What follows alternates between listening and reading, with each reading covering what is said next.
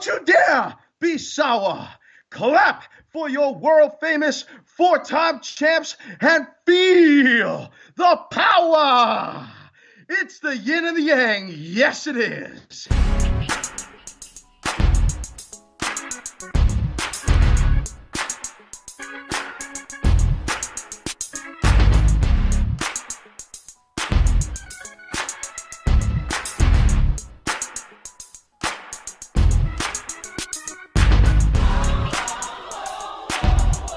And hello, ladies and gentlemen, we're back. Welcome to episode number 5 of the soon-to-be famous Yin and the Yang show. This show is powered by not only the power of positivity, but the one and only More of the Same Network in association with Anti-USW Productions. And on the show, folks, we are not retro, we are not political, we are not religious, and we are certainly bullshit-free. And I give you my stamp guarantee, ladies and gentlemen, that on this show, there is certainly no better half. We'll talk everything martial arts, mixed martial arts, fitness, motivation, and we'll even take fan mail. But I forewarn you kids, we cuss, we curse, and we go on tirades. And if your parents don't know that you're listening to this and you pick up stuff that they've never heard before, do not blame us, okay? And wait a minute, what the hell am I saying all this for? You should damn well know what we talk about here. And if you're listening to us for the first time, then I welcome you to the movement known as the Yin and the Yang. And if you're listening to this since day 1-ish, well, then you know what? Till now, I welcome you back and I thank you for your loyalty. And would hope that we're doing a great job educating you, entertaining you. We call it edutainment, if you will.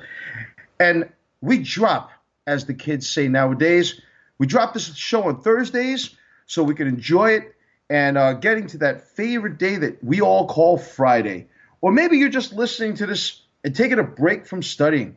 Or you're in the bathroom. I'm sorry. Or you're listening to this while you're driving to work. Or maybe at work. I don't suggest you to really listen to this at work because, we do cuss unless that's okay with your boss. If you get fired, not our fault. We do this for everybody, for the working man and woman. And on this week's episode, ladies and gentlemen, we're going to talk about some eating habits and daily routines. We'll answer fan mail from you, the people of the More of the Same Network, the people, Choose Commandos, Mormons militants, and I will personally respond to the other half and possibly cut a promo on my jabroni co-host who has now started to instigate further an interpromotional podcasting war that as I refute the comments made on his other network podcast. The Yin and the Yang goes a little cartoony this week, and a new victim of Chewed Out is upon us. And I'll straighten that sumbitch today. And yes, to join me on this quest to reach out to the huddled masses yearning for our knowledge, ladies and gentlemen, allow me to extrapolate and give him the proper introduction, if I may. You ready for this, folks? Yes, he is the high-flying, international communicating relying, podcasting lion, get rich or die trying, cooler and much prettier than Zima Iron, ruler, owner, operator, and general of Mormons militants, and the More of the Same Network. The Yang of this duo, Larry, I want to be starting something Mormon. Hello, everybody. By the way, I'm sorry, I didn't mean to interrupt you. I didn't even introduce myself. By the way, folks, yes, I am the star of the show. No, I'm kidding. I am the Yin, the two-time USW heavyweight champion of the world. Man, I'm telling you, whatever green tea or whatever they put in this green tea, I am amped today. So I am ready to do this show. I didn't even introduce myself. I introduced you better than I introduced me. You sure you're not drinking Red Bull or Monster or something? I don't want to lose part of my skull. Did you hear about that? No. Did you hear about this? Some lady was basically said that her husband was drinking an excess amount of energy drinks, and apparently it ate away at part of his skull or some shit. Oh man, I couldn't believe it when I heard this. creepy. Isn't that weird? Very weird. I mean, damn. It's I know I don't drink any of that. Ladies and gentlemen, I take care of myself. I eat pretty damn well, so I'm drinking, and I drink well. I drink green tea, maybe 1 cup of coffee in the morning, and water all day. Anyway, I'm sorry, brother. What were you saying? Go ahead. I was saying hello. That's exactly what I was saying. No, you were about to say something else. As usual, the intro is bar none to anything else that I get on any of my other shows. So I am shown with much respect here on the Yin and the Yang. I'm glad. I'm glad that you feel this way because, I just want to make sure that, I take care of, the network, the people. We might or might not plug some podcasts today that are on your network. We got to find out. Oh, yes. I will. We will talk about that. That's for sure. That's coming. Yeah, and I can't wait to talk about it because I instigated nothing in this whole situation, and we'll get into it later. But I am just a pawn, an innocent pawn, in the dilutedness of these two riffraffs that will continue their strifes on the more of the same network. I have a headache saying that. If you will procure a lexicon, you want to get Bob Backlund on me? If you will procure a lexicon, you would have the perspicacity to understand that a pawn is the weakest piece on a chessboard. That's, like I said, the rook that I am on this network. Oh, that's good. That is good. I guess we'll get into that later. I guess we will get it later for sure. How was your weekend? Hopefully you're doing well. You looking good?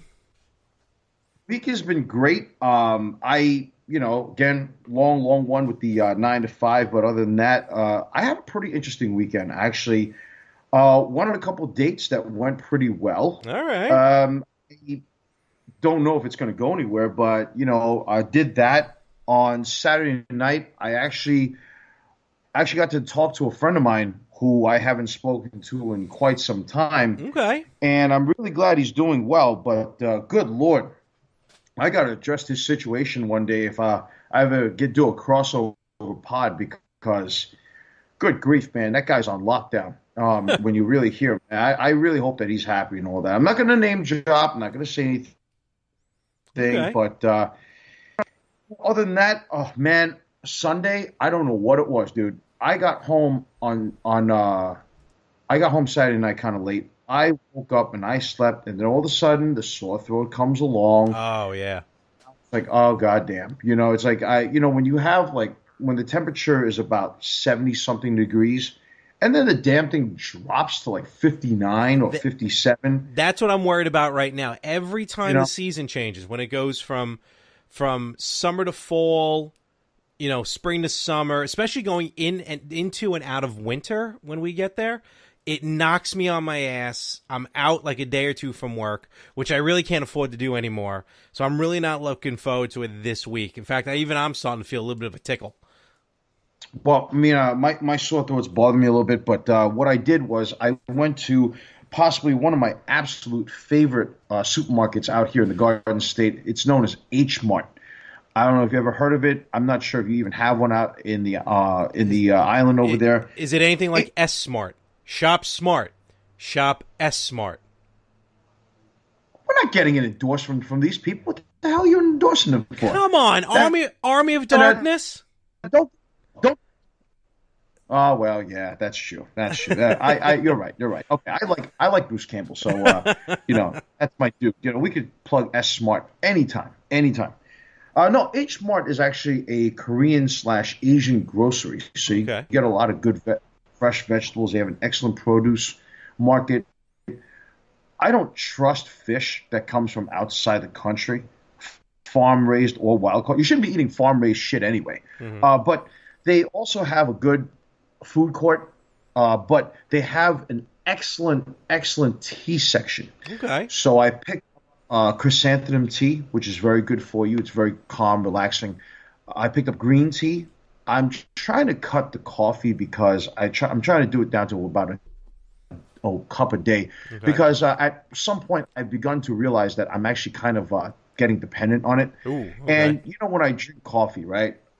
Yeah. I don't add milk. I add half and half, but I don't add a lot of half and half. I add probably a tablespoon. Mm-hmm. Um, and I'm not worried about the fat content because I work it out and I burn it off and stuff like that. But still, I'm trying to go towards a more natural approach. Okay. So That's I'm good. drinking more tea and definitely a lot of water. We'll get into that later on. But you know, one thing, if you can get it, go to any health food store and get yourself elderberry extract. Okay? Elderberry extract.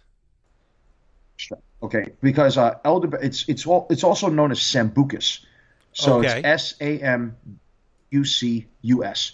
Sambucus has elderberry extract. Now, I don't know if you guys know what elderberry is, No. but elderberry, and it's something that was introduced to me by a cohort. He's more of like a naturalist, environmentalist. It's literally like working with Ace Ventura, Marty Stauffer, and Bill Nye the Science Guy put together, right? I love him. Jim's a great guy, and he introduced me to something called elderberry extract. Okay. Now, what it is elderberry is a natural berry that pretty much fights viruses. Okay. So it fights any sore throat, cold, any cough, any flu. It actually boosts your immune system, and it's really good. Now, you can grow it, but what happens is that a lot of people don't know this, is that you cannot extract it and pick it right off the tree and eat it.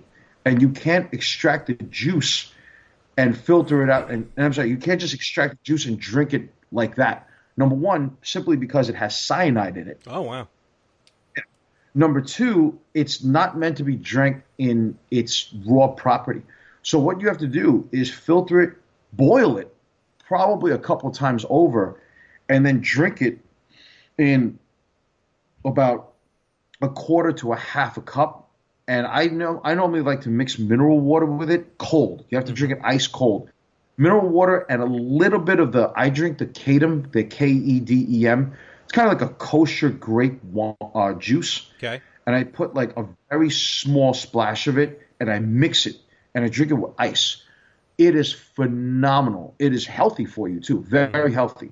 So Sambucus has elderberry extract. You can actually get it in cough drops. It has zinc, vitamin C. It's very good for you. Very good. In fact, actually, I started this yesterday, and I feel practically a hell of a lot better Really? than I did. I literally feel like half of everything is just gone. Boy, it's funny. So It's funny you say all those vitamins. I forgot to take all my supplements earlier tonight. Oh, can't forget that, bud. No, I got them all. Got them all right here. Very nice. There they are. Oh, wow. That's a lot, buddy. Vitamins are good for you. I mean, I take 1,000 milligrams of vitamin C every day. What do we got? We got vitamin C. We got garlic. We got cinnamon. We got fish oil. We got zinc. Biotin, I think it's called. Something for your eyes. Apple cider vinegar is in here. That's very good. Yeah. And I drink apple cider straight up. Ginkgo biloba. Ginkgo's good. Yep. Ginkgo's very good. So I'm going to take it now. So if you hear me choke, you'll know what it's all about.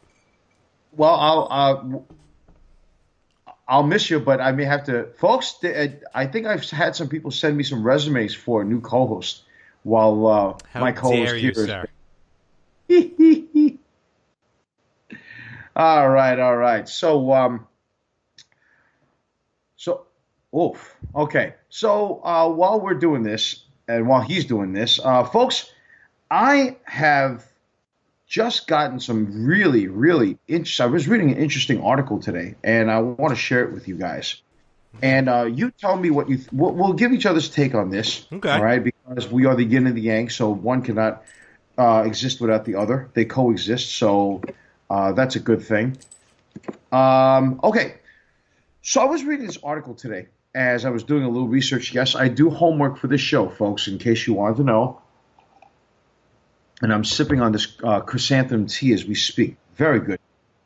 So there are apparently, according to a financial analyst, 15 restaurant chains that are failing and may be obsolete in the next 5 to 10 years. Really?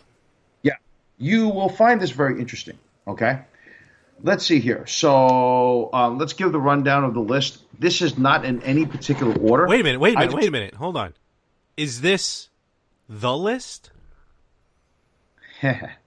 Oh, there's going to be somebody on the list today, man. I'll tell you. Don't worry about that. I trust me. I never disappoint. So I will. What do you I got? will certainly. I'll certainly get a victim. Trust me. Okay. So in no particular order, it states here 15 restaurants that are failing, either financially or any other reason, and might be obsolete in the next 5 to 10 years. Okay. The first one on this list, and they never named who was what number. They just kept showing you, apparently Subway. Really? If you could imagine that. Subway, they say, looks very abundant, but they've had some type of financial difficulty. And it seems though a lot of these on the list are about financial difficulty. I think I can tell you when Subway's finances probably went up in smoke is when old Jared Fogle there had his home computer raided. Yeah, well, that's a huge hit. I think the other part of it too is that there was a report out months ago saying that don't eat any of their meats. Really? Because apparently something like chicken is supposed to be done away with in 2 days, or you're supposed to get rid of it in 2 days. They keep it. Some stores keep it for like 3 or 4 days. I don't know. Really? That's what I was told. Wow. Yep. Okay. So they're saying that they closed a few hundred stores around the nation. Really? Already? Which I find very weird because where I live at, where I live at, Jesus, they freaking have one every. So I'm really surprised that anybody said this. Besides, Quiznos was always better than Subway. Yes. And Blimpie was actually. Yeah. Do you agree with me? Oh, absolutely. Yes. Quiznos. Yes. Quiznos is the best between Subway, Quiznos, and Blimpies, and I've never had Blimpies. But Quiznos was the absolute. That chicken carbonara hero was out of this world. Yes, absolutely. You know what it is? I think about with Quiznos. I think that it's because they toast their subs. Exactly. That's very important. And Subway tried doing it, but it's not the same as the way Quiznos did it. Yeah, and that toasting contraption needs to be blown. It's a microwave. Yeah, they need to put a flamethrower on that shit. Okay, the second one, TGI Fridays. Real? You know what? I can see that. First of all, because I'm gonna go a little local here. Remember our TGI Fridays back in Brooklyn? Yes, I think it's barely still open right now. Barely. Didn't that turn into an Applebee's, or is it still a? No, still a Fridays. Wow. Applebee's. You know what turned into an Applebee's? Remember Sizzler? Yeah. On Emmons Avenue. Sizzler was good shit. Sizzler was awesome. A friend of mine used to. She was a hostess at Sizzler. Sizzler was the best. Really?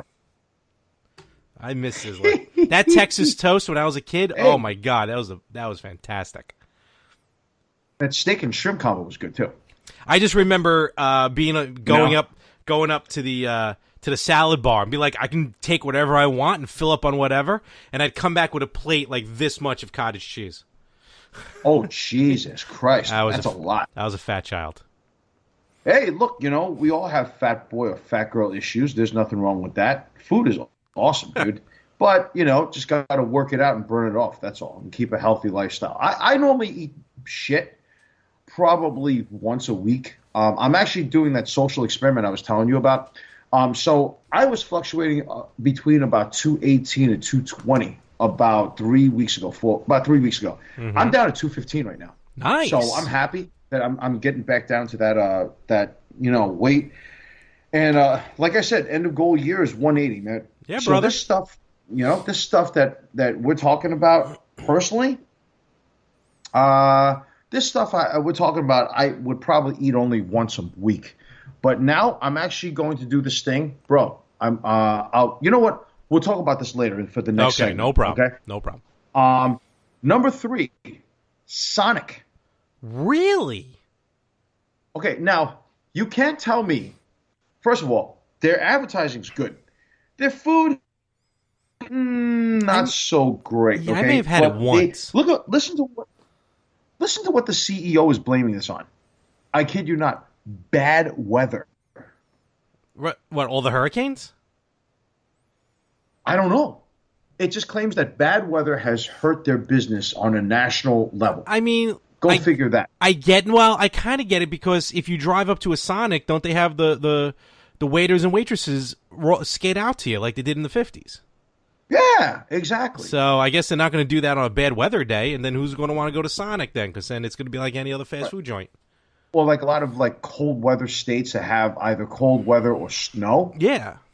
Break your ass on those skates. Honestly, man. It's not worth it. I mean, I heard it thrives in Cali, Texas, places like hot weather states. Like Southwest or whatever, and all that. Like Florida and those parts of the South. Yeah. And I can see that.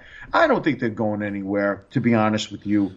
Now, just for the record, folks, when you look at the Sonic commercials and you have one rational guy and one insane guy, doesn't that remind me of me and you, except that I'm the insane guy?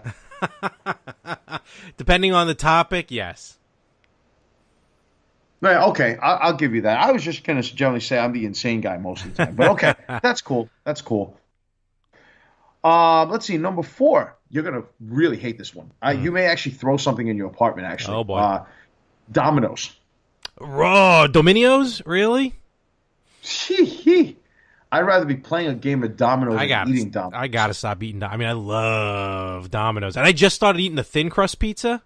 Okay, so it's like a little bit better for you. Okay, explain something to me. All right, and especially our fans listening in New York and New Jersey, depending on where in New Jersey. We have pizza. Why the fuck would you want to go eat Domino's or Papa John's or Little Caesars? New York and parts of New Jersey has the best pizza on the planet. All right, first of all, why the fuck would you want to eat this shit? New Jersey does not have any best pizza on the planet. New York, yes, absolutely. Bro, you're wrong. There is a place called Antonio's in Monroe, New Jersey. There's also a few other places that are damn good. I mean, literally equal up to New York pizza. When next time you come over to the castle, I will show you. You got it, because actually, and their garlic knots are off the hook. In about 2 or 3 weeks, we will have a live podcast where we will be together in the same room, and I think we may have to broadcast from one of these places. Oh yes.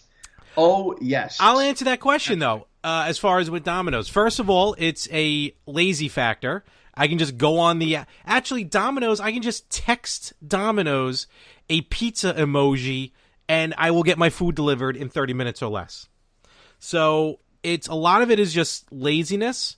Sometimes you just want a shit pizza. You just want kind of like a shitty pizza. You know what I mean? Kind of like a quick cookie cutter pizza. But see, eating shit food does not inspire me. No. I mean, it's just something different. But their thin crusts aren't bad. I got to be honest with you. I do like their thin crust. Okay, I mean, I could do without it. Look, I mean, I need to do without it, I would put away issues. I would put away an entire pie. See, I can't do that shit. I shouldn't do that. That's insanity. I don't even know how you could do that still. I'm shocked I'm still alive. Look, and by the way, and this is interesting. The United States does not do the majority of the profits for Domino's. Really? Do you know where they really make their money at? Canada. You won't believe this. England. Really? I didn't even know they were in England. Apparently, Domino's is red hot in England. Wow. Probably because you don't have good pizza over there. See, kids? Who says you don't learn a goddamn thing on this show, huh? Well, we educate, we entertain, right? I can do that. Come on. Look, if I was living outside of New York or New Jersey and I didn't know what the hell good pizza was, I would order Domino's or Papa John's or any of that shit because, well, number one, have to be dead freaking hungry, but I wouldn't eat this shit. You would never catch me, in a Domino's. And by the way, I'll tell you what, I'll even make a challenge. If anybody sees me, Anthony Hsu, the two-time USW heavyweight champion of the world and martial artist, if you see me at a Domino's, I will buy you your food. How's Really? that? All right, Yes. I got to get you to come here and get a Domino's. Fuck no.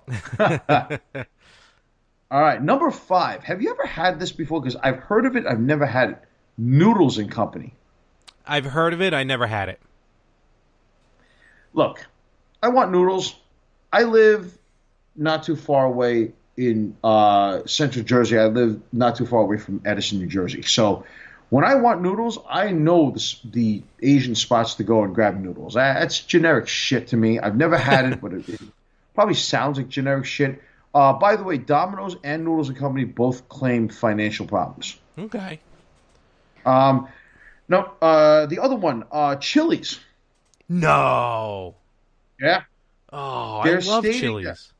Now, granted, I think that Chili's, I've had their food twice in my life, and they're okay. I have it like once a month. They're better than TGI Fridays. You know, Yes. you're not setting a very positive example for our listeners here. No, I eat like shit. I know that, and I'm trying to fix it. What about all the kids who are listening to this show? You know what, kids? Guess what? Chili's has an amazing dessert. It's a cookie cut. It's a giant chocolate chip cookie, hot as hell, with with vanilla ice cream on top. Oh, it is fantastic. Kids, trust me, you'll love it. God, oh my God! Look, you're actually dehumanizing the youth of America. Well, they're already being dehumanized by other shit. Hey, go ahead. You know what, kids? Go have that fucking cookie. Why the hell not? Right? No sacrifice, no fucking cookie, as my friend Ron would say. So. Yeah. Go ahead. Hey, it's fine by me. But they're saying Chili's has a problem with the younger crowd. They're saying that millennials they're trying to cater more towards millennials. Yeah. And I don't know, man. You know what? I don't eat there. Don't plan on eating there. Don't like eating there. So just it doesn't faze me. I know you love Chili's, though, right? I do. Actually, I do like Chili's, yeah. Right. Now, number 8, and I pray these fuckers go out of business because I don't like them at all. I know you're going to disagree with me. Applebee's. Oh, come on. Applebee's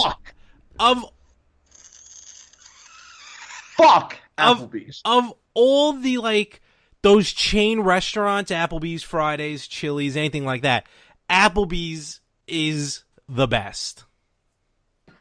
What? Absolutely. Have you lost your mind? What the fuck are you on, man? I'm going on record right now. Are you kidding? They got that quesadilla burger, which is out of this world. That's what you love about Applebee's. Well, no, not just that. The atmosphere is nice. The appetizers are really good. Wow. Are you kidding? Does this look like a face that kids about restaurants? Well, since the listeners don't see you and you have the perfect face for podcasting and radio, I guess. Who else is on that list? Yes, Applebee's. By the way, I have a special dedication for you right now. Ready? Okay.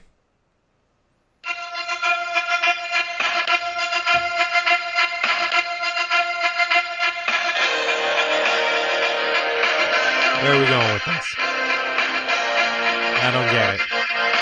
You suck. You suck. You suck. You suck. I'm going to take some liberties at that, my friend. Enough of that. All right. I'm sorry. I didn't mean to, but I just don't like them. Okay.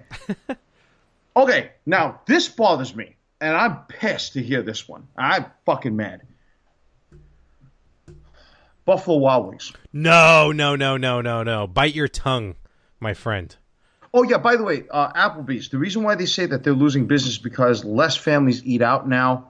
More like singles. They're trying to appeal to millennials. They just don't really know how to do it. You know, it's funny. I go to Chili's more often by myself. I should start going to Applebee's.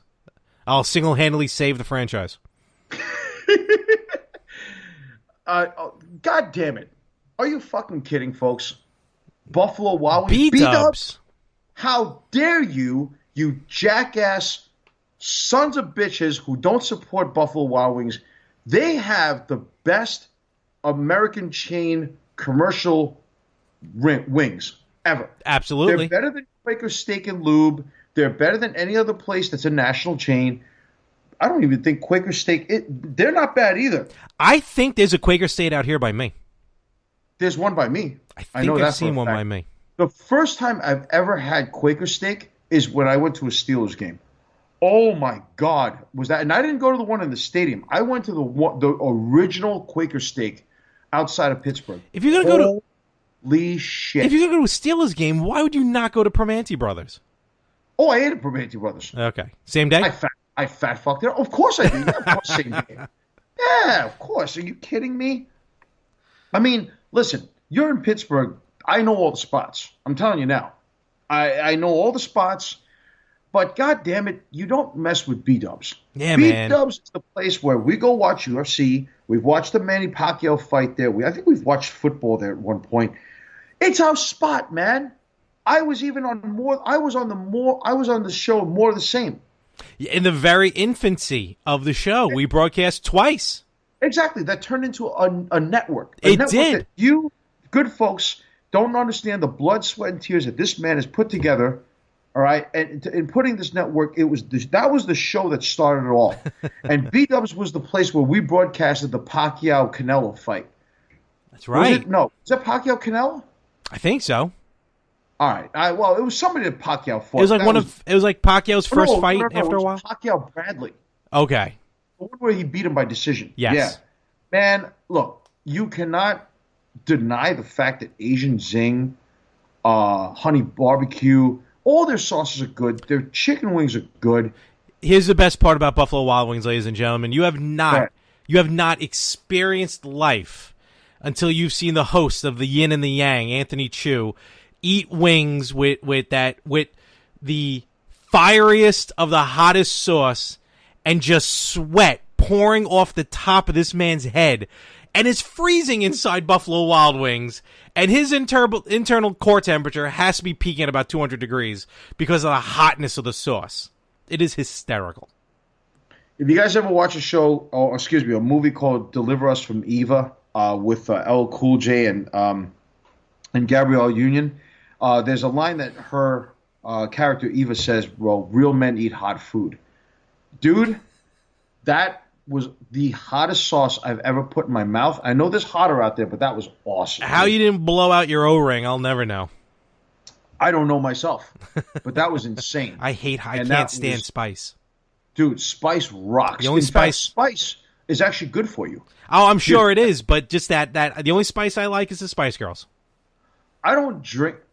Okay, well, I got to give you that.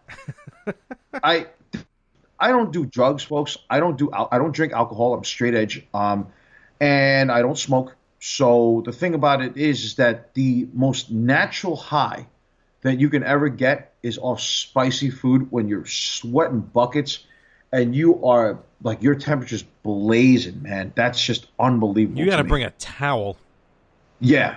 But do you know why B-dubs is basically saying that why the analyst is saying that B-dubs is going down the drain is because apparently there's increased competition. Who the fuck are they competing against with wings? I mean, come on. And they are going to, listen to this, raise their prices by 10% on wings to account for the slower revenue. Really? They are already fucked up anyway because they used to have wings in sixes for their Wing Tuesday, like their 61-cent Wing Tuesdays. Then it went to 65. Now it's 70, right? Mm-hmm. Then they used to do it by fives. Now they're doing it by 5, by 9, by 14, and by 18, which is the most you can get. There was a time where you can get 60-cent wings and get 24 of them. Not like I ate 24. The most I ever ate, I think with you, was about 10 or 15. And I've never gone beyond that. You like the boneless. I like the traditional. Yeah, But no, I prefer boneless. like now, I would rather go into B Dubs and get like their grilled chicken, no seasoning, and just get a salad or two and lemon water, and I'll be very content. But if it's a cheat day, I'll grab like 10, 15 wings. No fries, guys. Do not eat fries, please. It's just bad for you. Um, Even though they're damn good, I can't lie. With a little pepper and ketchup, right? No, the next one, Outback. Okay. I mean, I have a couple Outbacks out here by me. I've been to Outback. They're good.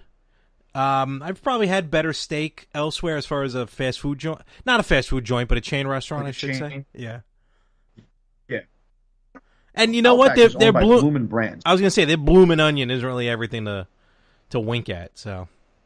The shit's almost like 2,000 calories, by the way, if you eat a whole one by yourself. Oh, you never want to read the calorie count. Well, yeah, exactly. Bloomin' Brands owns Outback, and they're the same people that own Carrabba's Italian Grill, which I love. Carrabba's, Really, I didn't know that. Which Jim Cornette and I actually have something in common. Carrabba's blows the Italian Grill, blows the fucking Olive Garden away by 6 billion times over.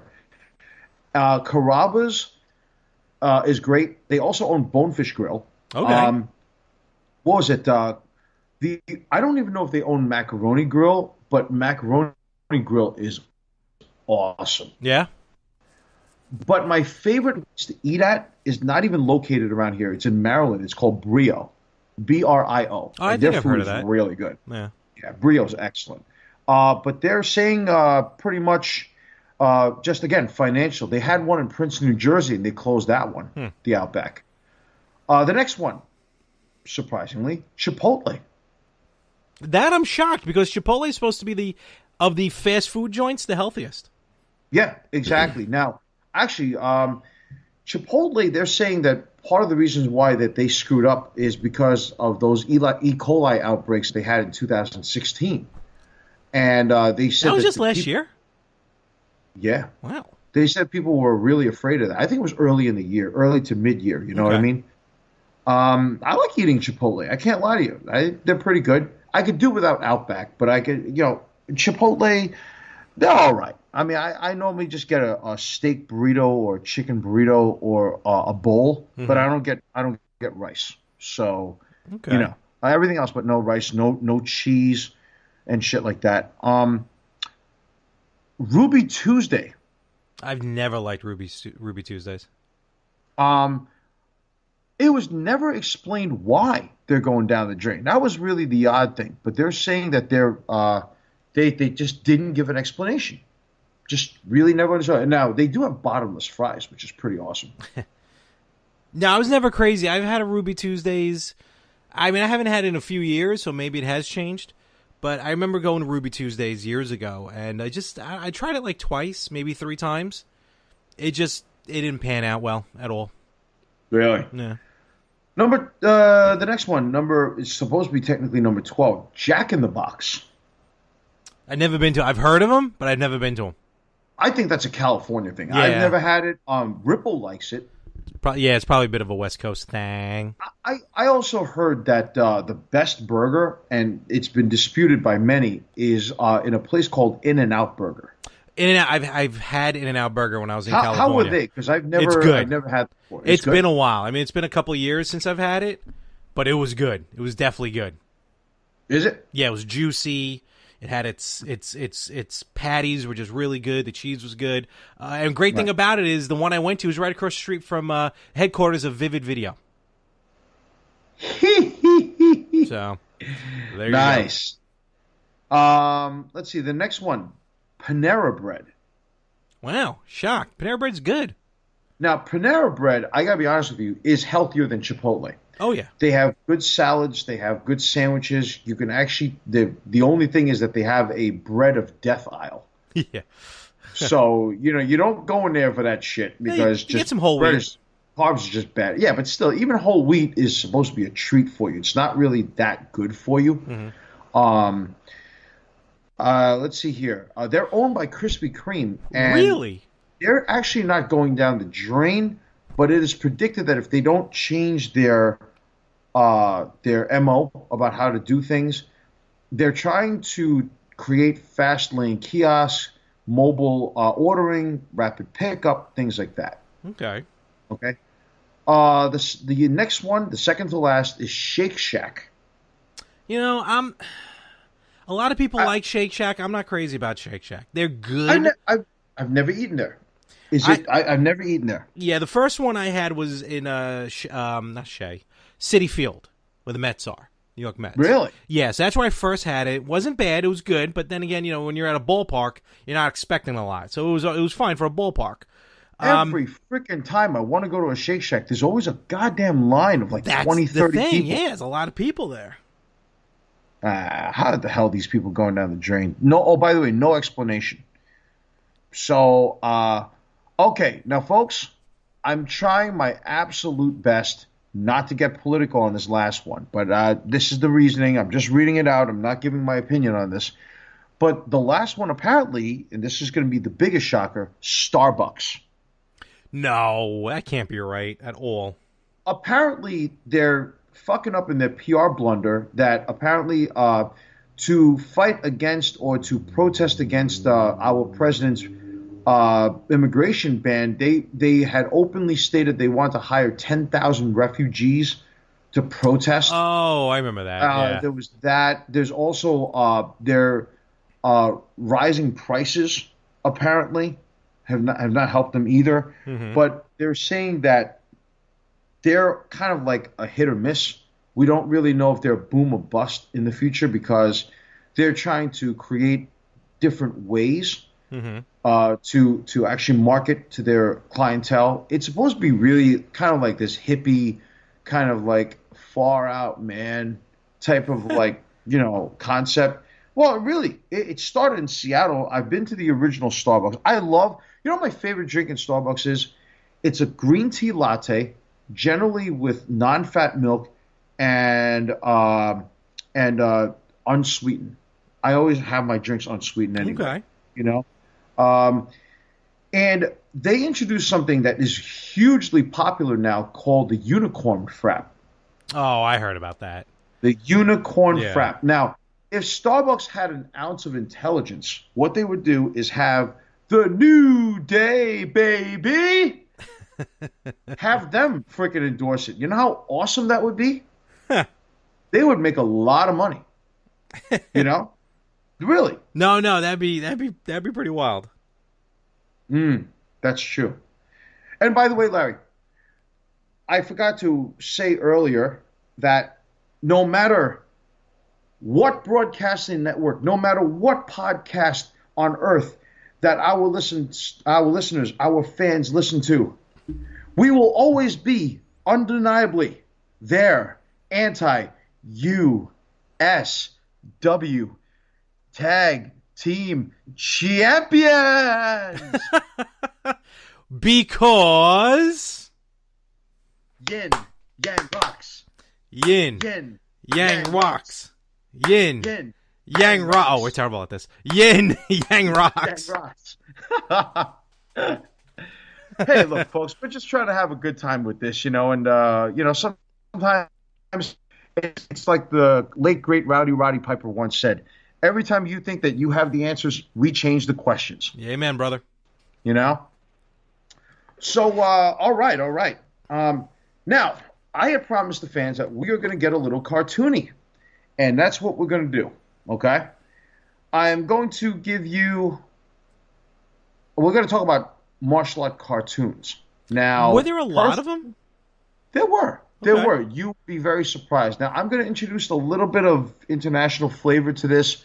So some of you guys either might be too young, you may not even remember it, maybe you weren't even born, but you should know about this stuff. And we're going to go through the list. We're going to talk about each one. And I want to talk about, like I said, we talk about everything martial arts here. So do you want the best list or the worst list first? Give me the best list, so that way if I know any of them, I can compare it to the worst. Okay. So, in my mind, there are 5 that are generally, to me, like one of my favorites. Okay. Going from five to one. Number one is G.I. Joe. Now, Oh, I what? know. You consider that martial arts?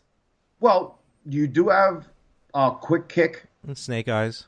Snake Eyes. Wasn't there a character also named Storm Shadow? Yeah. Right? They were martial artists. I mean, even Sergeant Slaughter did some pro wrestling. I mean, and the thing about it is, there was some combative scenes, and it was just action all around, and it was pretty cool to see some martial arts in it. It was one of the very few when I was growing up, at least when I was very, very, very young in the '80s. So I got to give them some props. Very true. Let's see. Number four. You gotta laugh at this, but this is my dude, man. Hong Kong Phooey. I was, in my head, I'm thinking, is he going to talk about Hong Kong Phooey? Of course, I'm gonna talk about Hong Kong Phooey. Hong Kong Phooey's my dude, man. I like Hong Kong Phooey. He's awesome. They were supposed to do a movie, I know. What a the live hell? action movie with him CGI'd. But Hong Kong Phooey's awesome, dude. He is. I mean, like, for all you kids, and I wasn't even born when Hong Kong Phooey was alive. Hong Kong Phooey's cute. It's kind of fun, And hey, look, you can't go wrong with that with classic cartoons. You just I can't. agree, brother. Listen, $40 know? a year, you subscribe to Boomerang TV, you get all those cartoons. There you go. $40 a year, you can't go wrong with that. Boomerang. We should get an endorsement from them. Works for me. Kids, I can't really explain to you the concept of Hong Kong Phooey. I think you just got to watch it to understand it. Let's see. Number three. I do like Jackie Chan Adventures. Another one I'm thinking, I'm like, Jackie Chan Adventures was really the only one I thought of when you said martial arts. I'm surprised that Jackie Chan even had the time to do any of the skits. Oh, yeah, there were live skits, weren't there? Mm-hmm. Forgot Yeah. about that. That was pretty cool. Yeah. You can't go wrong with that. I mean, Jackie Chan Adventures was pretty awesome. It was, even though yeah. I really didn't like the idea that he didn't voice his own character. It's all right. That's what, back then with the Saturday morning cartoons and everything, these guys were busy. That would have been a high demand for him, for anyone to be able to do that. Same thing with the Back to the Future cartoon. Like, Christopher Lloyd did the live bumpers as Doc Brown, but it went to the cartoon and it wasn't him. Right. I hear that. Number two. Oh, man. This brings back good childhood memories. And I want to be Kid 1 so bad when I watch this. Bionic 6. Oh, my God.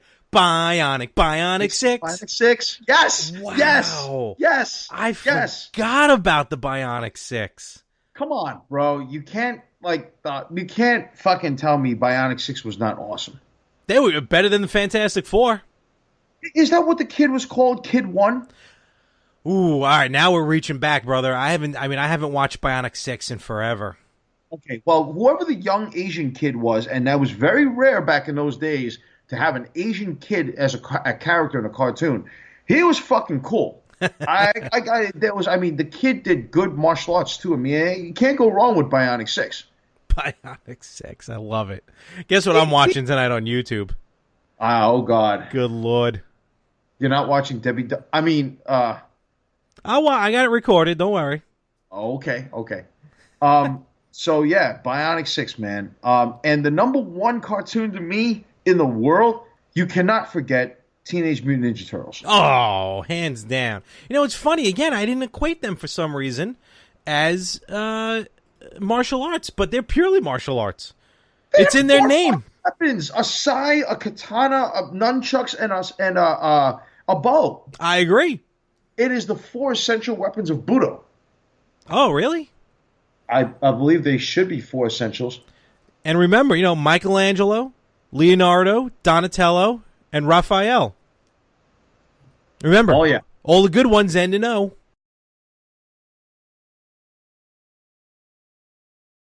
Well, there's no Laro. That's good. Come on, from the movie. Yeah, that's true. But nevertheless, yeah, man. I would say to you that those are my 5 favorites. Now, Who's your favorite turtle? I like Michelangelo Me too. personally. I I'm a just Mikey think that fan. Michelangelo is awesome because he was just the coolest out of the four. I mean, Donatello was cool. Like he was very intelligent. Is it wrong of me to say that Raphael was an asshole? He was. He was a jock. Right? And Leonardo kind of was like the balanced out one. Well, he tried to be the leader. Right. Yeah. But in reality, the leader is really Donatello, personally. Really? That's what you think? I never think. thought of that. He's the most reasonable and rational one out of the four. Wow. I've never thought of anyone as a leader other than Leo. Really? Okay. Yeah. At least that's the way I perceived it. My brother perceived it the same way. Fair enough. By the way, speaking of the New Day, if you had to be one of the three characters one of the three of the New Day, which one would you be? I feel like I'm more Xavier Woods. Are you really? I think so. I'm more Biggie. I can see that. I can see myself hanging out with Biggie. I really can because he's just pretty cool. You know. So what are your? As I'm looking at my, as long as she divorces this guy one day, I'm looking at my future wife Sasha Banks. Anyway, go ahead. I was going to say, so if those are your 5 favorite, what are the 4 worst? And please, I really hope Captain Planet is not on that list. No, Captain Planet's on. Fuck no. Please. Come on. Earth, wind, water, heart. Giving that poor Indian kid the heart because he just happened to peek his head in when they were handing out the rings. And Guy is like, crap, I got to give this kid a ring. Yeah, that will never fly today. No, I'm sorry, I forgot one. Earth, fire, wind, water. I can't remember if it was the Russian chick or the Asian chick who had wind. Oh, my God. Like I said, none of this would fly today. You know that, right? Please, give me a break. Heart. 5, I would say to you that I don't have 5. I only have 4. Oh, that's right. Yeah. Okay. Okay. Number 4. Avatar: The Last Airbender. Yeah. Now, I know they made a live action one, and I never caught on to it. I don't understand what's so great about it. M. Night Shyamalan did it. Yeah, but I'm not talking about the live action. Oh, okay. The cartoon itself is supposed to have like Shaolin Kung Fu. Yeah.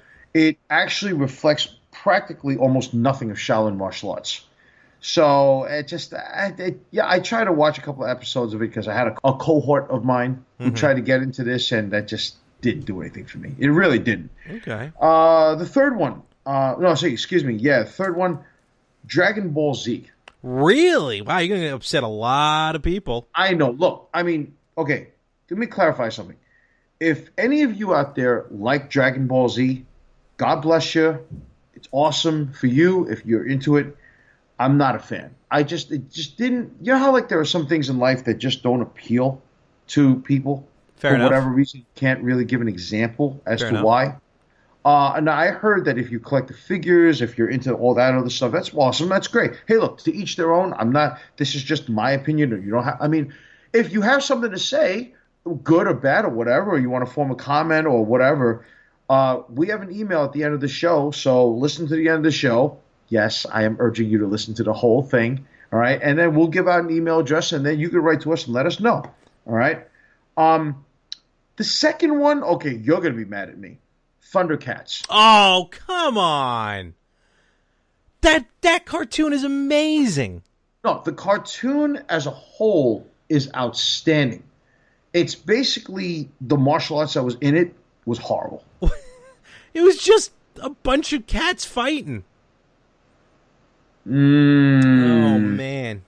Nah. Mumrar. That you can't tell me that as a kid watching that fucking character did not scare the ever. Oh, I was definitely scared of Mumrar.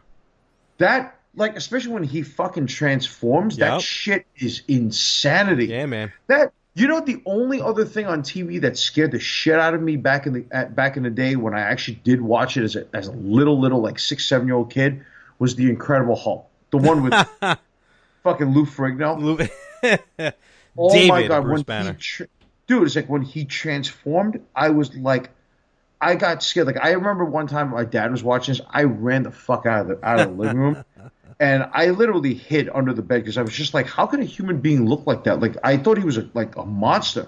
And then my dad was trying to explain to me how he's a good guy. And I'm like, how the fuck could he be a good guy, you know? Do you know why on the television show he was called David Bruce Banner and not just Bruce Banner? Is this something that had to be referenced to about the fact that if they used Bruce that it sounded gay? Absolutely. Back in the late 70s and early 80s. Oh, give me a break. Yeah, man. People are out of their minds. It was a different time back then. It is. I understand. Okay. Ready for number one? I'm ready. If I ever find in any of these comic conventions or any of these sci-fi TV conventions or whatever, if I ever find a disc of this stuff, I will use it as target practice. The number one shittiest martial arts themed or oriented cartoon to me is The Karate Kid. Oh, I forgot he had a cartoon. Oh my God. Yes. Yeah, you can't tell me I don't do my research, buddy. No, brother, you certainly did. I'm embarrassed because you did much more research than I did. Wow. I remember I watched this twice as a kid, and it was in like the 80s, right? Like the late 80s. Yeah, like right around like when the first and second Karate Kid movies came out. Okay. I remember I watched this twice. And even as a kid, I thought it was dumb. It was totally stupid. It's not Ralph Macchio. It's not the late, great Pat Morita. It's none of these people. It has nothing to do with the movie. Everybody thought it was going to be about the movie. And they talked about this ancient shrine that they were looking for in Okinawa that was totally irrelevant. It was stupid. The martial arts was dumb. I mean, bro, it was just horrible. I'm sorry, but it's bad enough Daniel LaRusso in real life is a wuss. All right, and he couldn't fight he fought like a bitch. I know he's the character, he's the main guy, he's the hero, but the character fought like a bitch. And then in the cartoon they made him fight like he was like Bruce Lee. Come on, man. It's like, oh well. Snarf from Thundercats could have fought better than he did. Snarf. Oh God. That's a good list. Thank you. That brought back some memories, my friend. Really? Yep. And now when we go to Chiller Theater, I'm going to be on the lookout for the Karate Kid cartoon. Oh yeah, I will be too, because when I'll purchase it, I'm going to use it as a target practice. That should be erased in the minds and hearts of everyone. Remember that? Yeah, that was a weird sensation, like a weird time where they would make. I mean, I know Karate Kid's not R-rated, but like back then they would make Saturday morning cartoons out of R-rated movies. Rambo, The Toxic Avenger. Remember that? Oh, that's true. That's true. Yeah. Crazy. The Toxic Avenger, that was funny. That was pretty cool. So, Silverhawks was another good one. Silverhawks.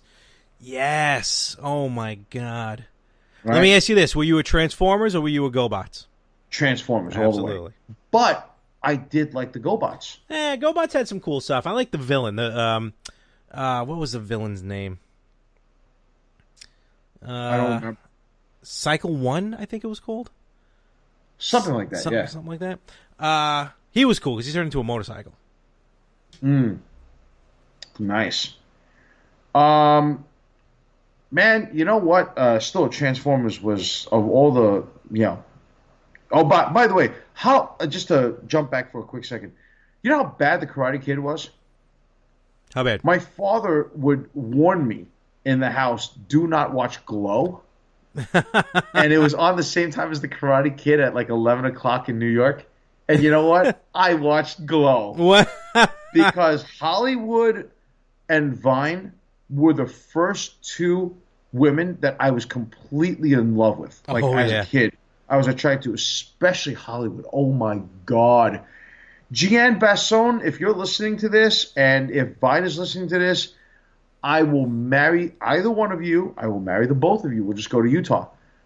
I am in love with you, woman. There's something about you till this day. I've seen a recent photo of you.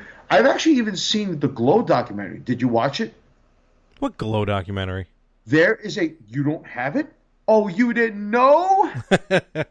Yo ass better call somebody. Dude, you never knew that there was a Glow documentary called The Story of the Gorgeous Ladies of Wrestling? No. And on a side note, the leader of the Renegades from GoBots was Psykill. No, I don't remember this. Yeah. Really, there is a documentary. I saw the Glow TV show. That was good. Dude, can you sing the opening theme? Oh, man. I was just watching the Netflix show, too. Where the gorgeous ladies of... What did you think? Wait, what did you think of it? I thought it was great. Even if you're not a wrestling fan, I think you would enjoy Glow on Netflix. Really? Yep. I heard season 2 is coming. Yes, I can't wait. All right, you know what? Can you sing the whole theme? No, not at all. All right, I'm you know what? The hell with it. It's our show, goddamn. We're gonna do what the hell I want to do, and we're gonna do what we want to do. So here we go. Okay, we're gonna fire this up. I want to see if you can sing this with me. Okay. All right, let's see.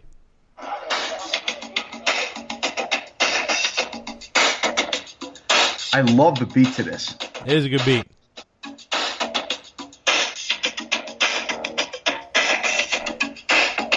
And then it gets better.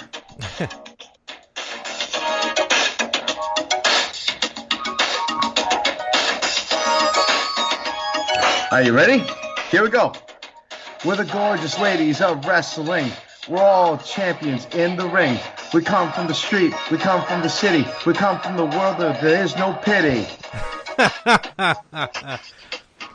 Quick, stop playing it before we have to pay for it. Bam, we're the wrestling champ. Come on, ladies, give us a hand.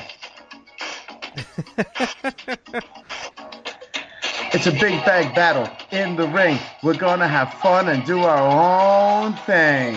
Wow, it's like you got that memorized. I love this show, Holy cow.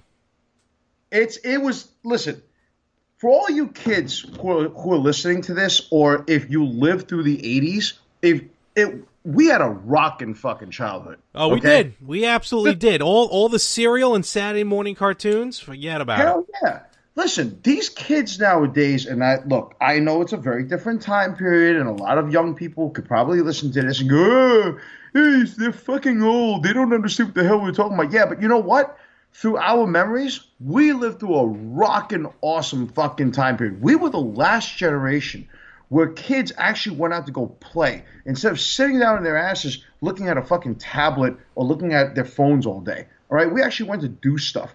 When my mom used to want to call me, she didn't call me on a cell phone. She called right out the front door. You know what I mean? Oh man, it's like when we didn't have all these cool technological gadgets, and don't get me wrong, I'm not anti-technology, but you know what? It was just a certain culture, it was a certain way of life back in the 80s that was a lot simpler. People were happy. People went out and do stuff, and it was a good time.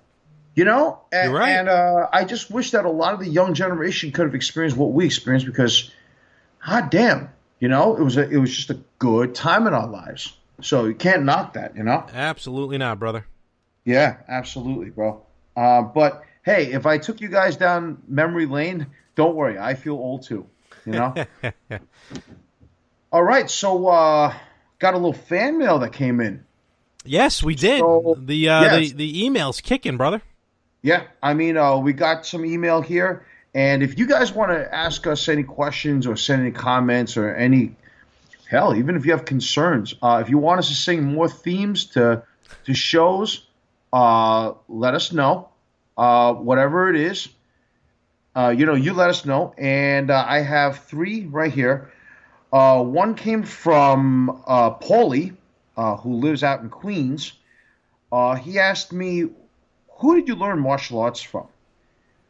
That's an interesting question. I'm not one to name drop, and I really don't like to name drop and stuff like that. But as respect for my teachers, I started Taekwondo when I was about 10, 12 years old under I don't, man, you know what? I don't want to mention this guy's name because he was a horrible teacher. And you know what? I just was not happy. It's just, I mean, literally, dude, this was in a Chinese community center, Yeah. in a school where we used to go on Saturdays. And I never gotten hit. I've never gotten yelled at. But this guy who was teaching it, who was teaching Taekwondo, when he didn't like something, the guy was short fused and he literally slapped and hit his students. Really? And I'm just like, a lot of Asian families, they don't speak up, and they would rather just take it and just deal with it, and everybody figures, oh, this will just pass or whatever. I don't even want to, fuck that guy. Okay. Formerly, to me, I learned Taekwondo from Master Tae-Sun Kang, who has a school out in Brooklyn. He's the same guy who actually, I went to him when I was about 14, and I did this till I was about 16. He's the same guy that Michael Imperioli, who played Christopher in The Sopranos. Really? Same teacher, you know. Wow. And but I went to him in like the early to mid 90s. Okay. So it was like from 1993 to 1995. And I learned Taekwondo from that first guy back in like 88 to about 92. So that was pretty interesting. Mm-hmm. I've been taught judo from Sensei Kenzo Shina, who's actually an eighth or ninth dan in judo. He's a grandmaster, who had a school back in Brooklyn. He's long retired now, but he was a great sensei. And I was one of his last students, actually. I started to pick that up when I was 30. I still train with some of the guys at the Rising Sun Judo studio out in Jersey. So Aaron, if you got Aaron and the boys, if you're listening to this, a big shout out to you guys. I learned Muay Thai from Crew Phil Nurse. Phil Nurse, I don't know if you ever heard of him. He's actually a stand-up coach for George St. Pierre, Frankie Edgar, John Jones, Rashad Evans, Gina Carano. Really? Yeah, and a couple of other people that are very well known. Crew Phil, I'll tell you, back in 2006, 2007, the watt, for me, I don't know what it's like now, but the watt was unfreaking real. It is. I remember, you know what the warm-up was, bro? What? The warm-up, okay? 3 rounds of this, sometimes 5 rounds. We would start off with shadow boxing, just basic, jab, cross, hook, uppercut, right? And then we did that for like 2 minutes, and then between rounds he would make us do like 10, 10, 10. So 10 push-ups, 10 sit-ups, 10 squats, and then basically your second round would be the same thing, boxing but with elbows, and then he would put it up to like 15, 15, 15. Same thing, push-ups, squats. And then the third round, you can use shadow boxing with elbows and knees and even kicks at certain points. Wow. Yeah. Then he would put it up to like 20, 20, 20. So when you add up how many push-ups, sit-ups, and squats you just did, that's a lot. You know? Right? That was just your warm-up. I remember, bro, that was the greatest possibly conditioning I've ever gotten in my life. I think that I could still do it now. I mean, I did it when I was 32. I did 2 years. I did a couple school fights. That was awesome. The adrenaline kicked in, and it was anything unlike I've ever done before. I love you, Crew Phil. You are rocking awesome. Possibly one of the best trainers on earth. One of the things that he said, and I believe in this quote to this very day, Muay Thai is all about competition. And one of the greatest things Crew Phil would always teach us is that the way you train is the way you fight. So if you have it, that's how your fight's going to turn out. If you train with all your heart, you give it your best, and I think that's you'll be at your best. And I think that's a great motto. It's a great inspiring concept for anybody in any field, in any endeavor. You know, the way you train is the way you fight. Think about that. But my main art will always be Wing Chun. I learned Wing Chun from one person and one person only, and he's passed on now. My master, Terrence Yip Poi. Master, I miss you. I love you. I can't even begin. I formed great friendships.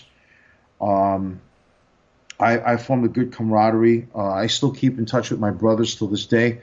You know, we call each other Kung Fu brothers and sisters because it's taught as a family unit. You know, and I know that ever since ever since Sifu passed on, Sifu means teacher, by the way, or master, depending on the context. But you know what's interesting is that for me, the way I feel about things is that you know he. I remember there. I was at the depths of my lowest. I was a very angry young man at 24. I was just nothing was going my way, and mentally and emotionally and physically, I was just really, but more mentally and emotionally, I was at the depths of my lowest. Mm-hmm. And if I didn't join this man's school, I'd either be dead or in jail today. And I was really angry at the world. I was angry at everything. How old were you again? 24, 25. You know, I feel like, if I may, and if I'm stepping on toes, let me know. I think I kind of remember that. Like, I remember you having a phase because we knew each other back then.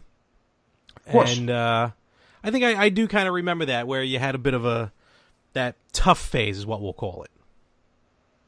Yeah, it was a time. It was a rough time, and it was a time where like every little thing would bother me.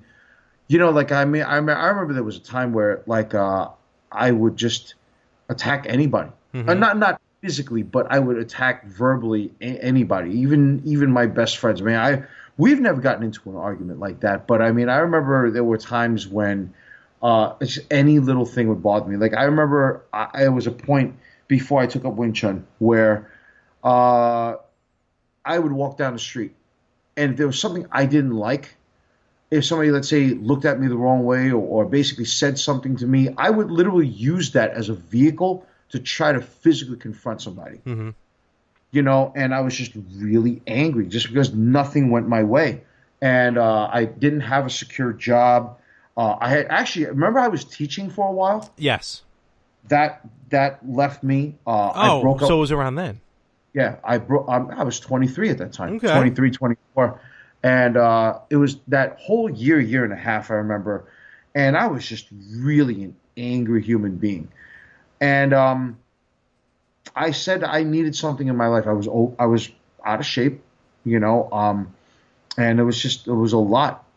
And I really felt like this basically just, you know, when I at first, I remember the funniest thing is I called Sifu Yip and I said I wanted to come in and try out a class or take a look at the school. And he was okay.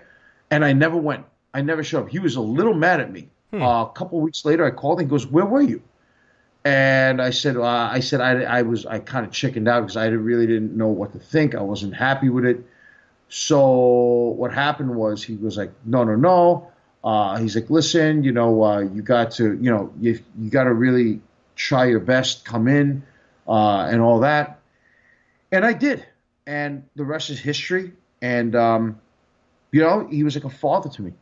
I mean, he is a father to me. He's like a second dad, and he taught me how to balance myself, and it changed my life. No other art that I've ever taken has done that for me. I mean, I've also made some enemies in there too. I mean, like there's about a couple of people who don't like me either, and I'll probably cut a promo on them one day. Or maybe they're not even worth my time. I don't know. But you know what? You remember the good things. And when he passed on, I remember I stopped Wing Chun for about a year. Mm-hmm. In 2014 and 2015, more like a year and a half. And that was when I was really at the depths of my lowest physically. And then it was back in 2016, it was when I started changing my life physically and in every other way. And, dude, I can do the art now much better than I was when I was still practicing it in Sifu school. Okay. So it was unbelievable. you Good. know? So I hope that answers the question for you. Uh, Robert uh, asked, what, in your opinion, is wrong with the martial art world today? That's a damn good question. Let's see. I think that if we had to narrow it down to one, I believe that one of the biggest problems that we have is that the it seems as though, look, everybody's entitled to their opinion, everybody's entitled to their freedom of speech, whatever it may be, and I'm all for it.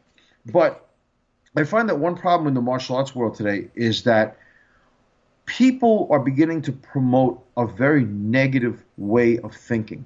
And that is that my art is better than your art, this art's better than this one.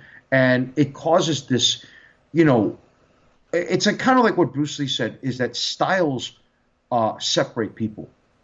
You know, because the original founder of that quote unquote style, and I'm using air quotes right now, is basically these quotes pretty much are saying that, you know, people who created it had to come up with some type of hypothesis or some type of experimentation and came up with them. And they basically said, well, it doesn't matter who you are, what you look like, what your form, what you're shaped like.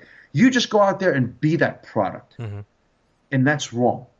You know, everybody should be able to express themselves through a martial way, the right way, you know? And now it seems as though, so this whole thing like, oh, you know, this art's better than that one, this art's inferior to this one, that's wrong. Every art, every discipline has something beautiful to offer. Mm-hmm. They may not be perfect, there's no ideal, but that's why we have mixed martial arts. That's why people are trying to combine things now. People are trying to, and Bruce was really the one who opened that up, you know? I think the second problem with the martial art world today is that, and I'm beginning to see this, is that there are more and more and more, I kid you not, John Kreeses of the Cobra Kai. There are more instructors like that out there now. And that's sickening to me. Because the way that they teach is they think that they're just these tough guys who bark orders and yell and scream and pretty much, I've even seen instructors curse. Really? You know, in class. Like, that shows a total lack of discipline. Like, the hell is wrong with people, man? You know, you don't do that to adults or kids. You know, they are a reflection of your teaching. And if you're teaching them to be this way, you know, I mean, that tells you a lot, you know? Yeah. I can think of one in particular right now that comes to mind, and I'm going to save him for an episode for a particular, you know, point. But anyway, that'll be later on down the line. Number Okay. 3, Margarita, interesting name, is actually heard this in, believe it or not, of all places, is writing to us from Texas. Really? Right? Yeah. Okay. You wonder, oh, wow, we've branched out that far. That's cool. Yeehaw. What is the best grappling art to take? Again, it goes back to what I just said, and that's a great question, Margarita. I appreciate it. What is the best grappling art? There is no best grappling art. There are so many different forms of the arts out there. There's judo, there's jiu-jitsu, there's wrestling, there's pancration, there's Chinese wrestling, there's sumo. Even sumo is considered a martial art. There's so many different forms out there. It's what is best for you. You know, you could take a judo guy and have him do wrestling, and he'll be horrible at it, but judo will be his world, and vice versa. And there's a billion scenarios you could put. It's what you are going to excel at. You have to try them out and see what you like. You have to like it first. You have to enjoy it. You have to be passionate about it. You know, don't take it for the sake of saying, oh, well, I'm cool. You know, like nowadays, I think a big problem that we're having is that you have these guys, right? These ego heads and these jock heads and these muscle heads. And what they do is, or dick heads, as I call most of them, they go into like a Brazilian Jiu-Jitsu school, right? And they basically go in there and they take like a month of classes or a few months of classes. And let's say when they're rolling, meaning that's their version of sparring. Yeah. And they think that when they come out of there, oh, I just have some dude out. Well, I'm invincible now. I'm better than you, and I'm a badass. Or you got these fucking guys who take like a month of Muay Thai lessons and they think they're UFC fighters. I hate that shit, man. I hate that. It's just negative. I'm sorry. You know what? Martial philosophy with philosophy, with theory, with discipline is good. Mm-hmm. But martial arts with no discipline and no theory is dangerous. Very dangerous. And hey, those are 3 good questions I selected out. There's a few more, but we'll save that for next week. So if I didn't get to your questions, guys, I'm sorry. But if you guys have any questions, once again, the email is Yin and Yang Podcast, YINANDYANGPODCAST @gmail.com. All right. Okay. Interestingly enough, this is the segment where we talk. It's one of apparently some people's favorite segments. Is we got a new victim this week. This is my favorite segment. And I'm going to give a thumbs up to somebody first. Okay. And you're going to find it very interesting on why I'm going to give him a thumbs up. So the thumbs up this week goes to Dana White. Really? I have to give him respect where respect is due. Okay, so the backstory, I don't know if you heard it or heard about what happened, but Mark Hunt, the Super Samoan, he's a heavyweight fighter. Is he the guy that fought Brock recently? Yeah, he's the guy that fought Brock, right, and in UFC 200. And what happened was they had an Australian card in Sydney, and they pulled him out of it. Now, I don't know if you know this, but the guy has some sort of like I don't know if it's a mental deficiency or maybe he got hit too hard and or something like that, but they're afraid of pretty much putting him on the card because they want to protect his health. Wow. And they pulled him out. And Mark Hunt, I think, is signed to a contract with the UFC. So they pulled him out, and apparently, he went on this massive curse-laden tirade on Twitter. Mm-hmm. And generally, Dana White is not exactly a saint either. He's not exactly Saint Dana. He, to me, has always been the Vince McMahon of the Ultimate Fighting Championship. He's always been the Vince McMahon of MMA. He'll never admit it. I agree that. But that's what he is. He is, right? Okay. Well, apparently what's interesting about what happened with him was that pretty much what it came down to was he responded, and the way that he responded, he didn't curse. I was very surprised that he didn't use one curse-laden word to basically react to what Mark Hunt had to say. Mm-hmm. I got to give him respect for that. That's just like maybe we should challenge ourselves one day to not curse on this show just for one episode. That's a tough, tall order. Yeah, exactly. But I gotta give Dana White his respect. He really said, "Hey, listen, we just want to protect our guys," but you know what? Then again, this is not a sewing competition here. It's not synchronized swimming. This is a fighting organization. If the guy can't fight and make a living, well, then why do you have him on your roster? True. Right? Why is he contracted? I mean, it's kind of like when you sign on the dotted line to play football. It's a violent sport. It's brutal. That when you're signed up to do mixed martial arts, guess what you're going to do? You're going to fight. I mean, it's their choice if they want to do this. I mean, nobody's forcing them to sign the contract, Mm-hmm. So I find that a little bit odd. It's a little bit weird for me, but hey, you know what? Whatever, man. So this week, you know who the victim of Shootout is? I'm not sure. Who's it going to be? Believe it or not, nobody. Really? I cannot find one headline or anything where anybody's done anything stupid. Now we're not talk, now we don't now we don't talk politics, religion, or about our 9 to 5. So I mean, if we did, I can find a list of things to talk about, and we'd have a waiting list for a victim of shootout. But this week, I'm really gonna kind of take it lightly. We don't have a victim. Wow. All right. No problem. I'm sorry to disappoint you there, quote unquote, boss. It's you know what? It keeps it fresh. Changes it up a little bit. Absolutely. Now, I'm sorry, guys. I really wish there was a. No, I really don't wish there was a victim. But people do stupid shit, and as long as people do stupid shit, well, guess what? They're going to be victims of shootout. How's that?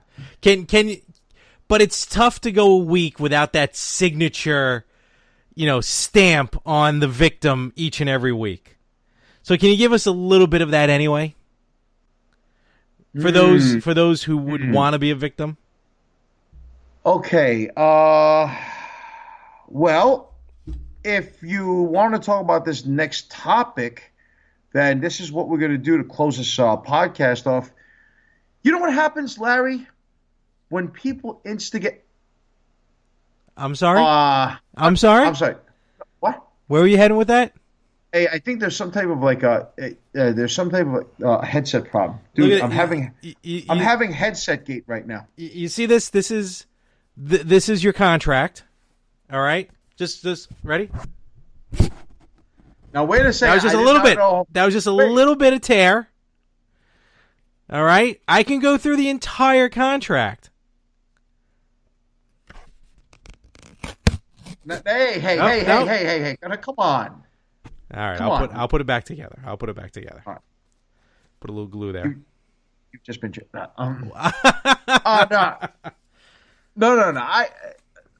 right. Listen, you wanted a little sample of it. That's you know what I should one day. When I'm telling you now, if I ever put you in this category, I think the show's going to be over because, folks, I'll be fired and that will be that, and I'll find. So if anybody wants to sign the two-time USW heavyweight champion of the world to an exclusive contract on their podcast, podcast one, let me know. All right, I am free and available. MLW Radio Network. I'm free and available. I will even intern for Jim Cornette and for Bruce Pritchard, just so that I can get my own show eventually someday. But I'm sorry. Wow.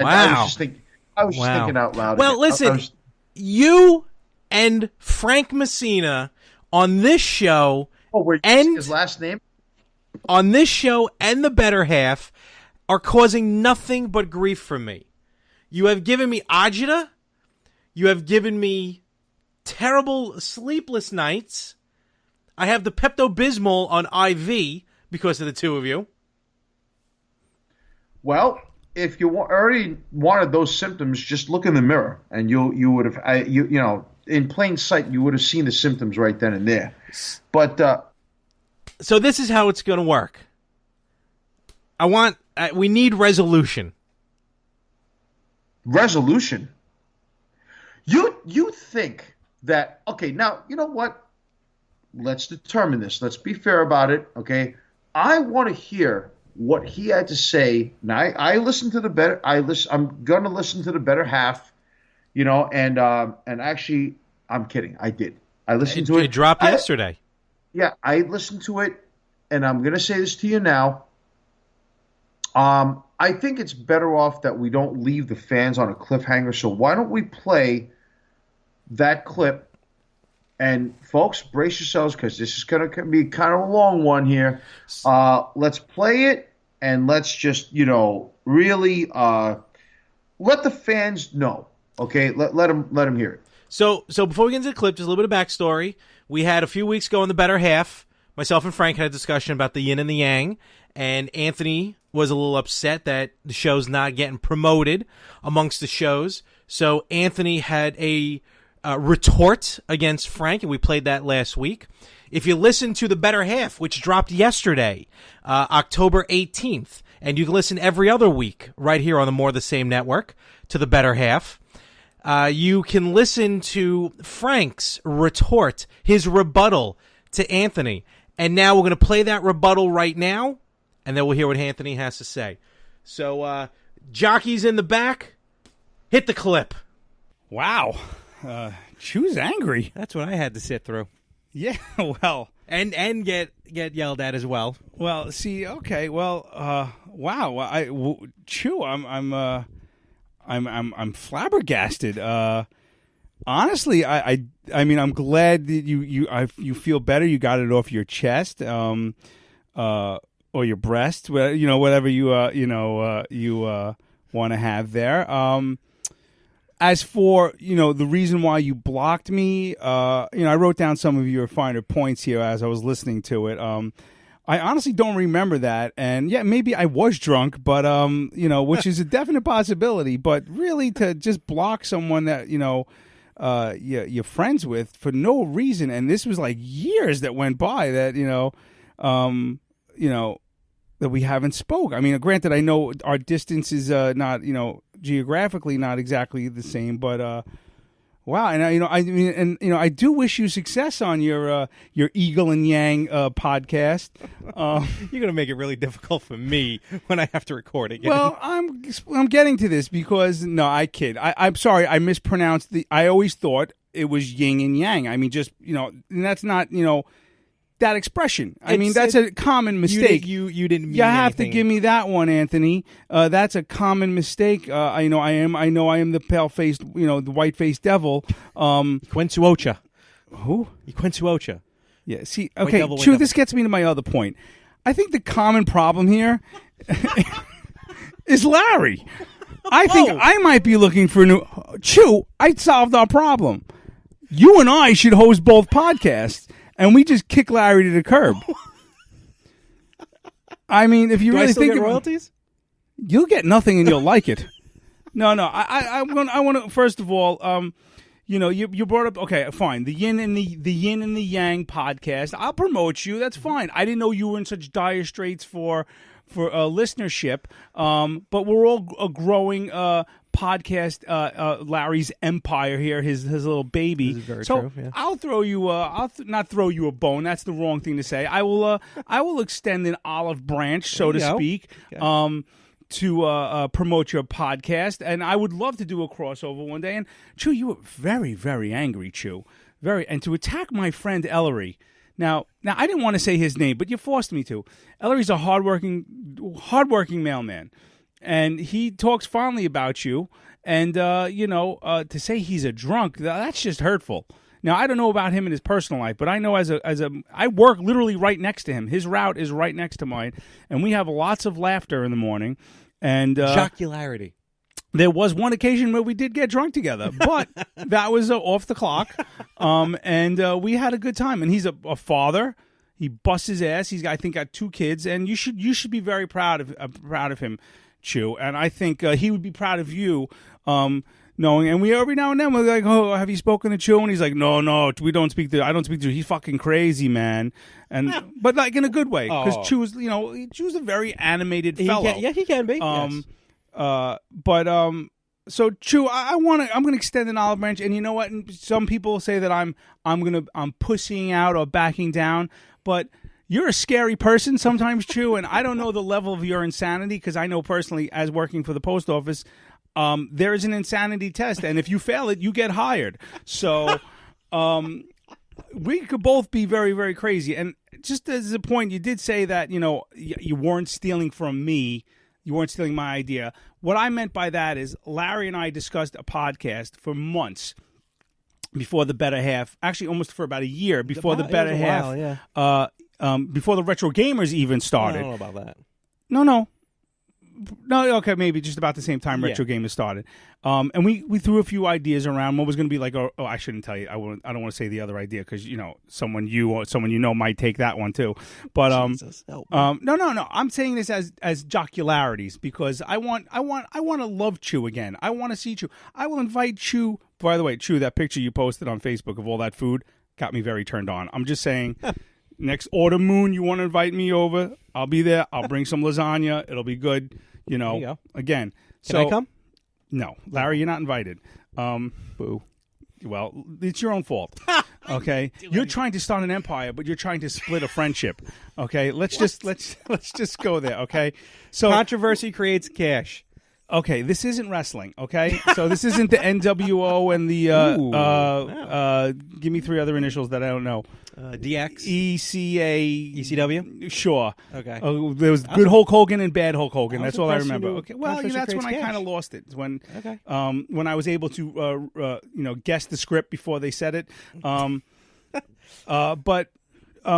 my point is, fine. You say you didn't steal it from me. You stole it from someone else, apparently, some Cortland guy or whatever. Jim Cornette. And then Jim Cornette. And then who basically, and also Morton Downey Jr. Yes, of course, the rant is a common thing. But my idea, and from the way I heard your little snippet, apparently it's not the same as my idea. So Larry portrayed it to me as, he's doing the whole rant idea that we did. So I was given bad information by one Lawrence Morman. But since you brought up Morton Downey and, saying he'd come back from the dead, that actually fits in perfectly for our zombie episode of Victims and Villains, which I would love to talk about in a few minutes. But, see, I could do cross promotions just well. So, Chew, to you, my longtime rotund friend, I love you like a brother from a Chinese mother. And you know what? Whatever a pot off may be, I think we know our solution is ditch Larry, start our own podcast network, okay? And we'll have the Chew Factor. Ooh, the Chew Factor. Write that down. Chew, you could steal that too, Chew. Okay? We could have, or the Chew Effect, or God Bless Chew. I'm throwing these all out for you, okay? These are all gold. And as far as my slapstick comedy, young man, how dare you? Okay? Because this may be our podcast, meaning Larry and I. And when I say my, I don't have to explain pronouns to you because you're an educated man, okay? But in the heat of the moment when you're talking, in the heat of the moment, and Chew, that's what I have to deal with. His singing. I did it on his show too. Well, I didn't listen to his show, but apparently now I'm a bad person because I didn't. But you know what? I have the Spreaker app, and I'm going to download all the Yin and the Yang episodes, okay,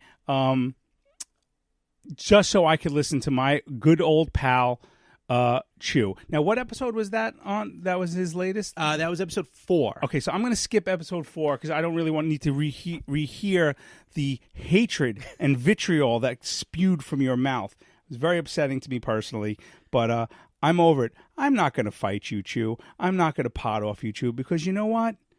I don't need to, because we all know the better half is the better podcast. No, I kid you. No, I'm kidding. Chew, please take this all with a grain of salt. No MSG.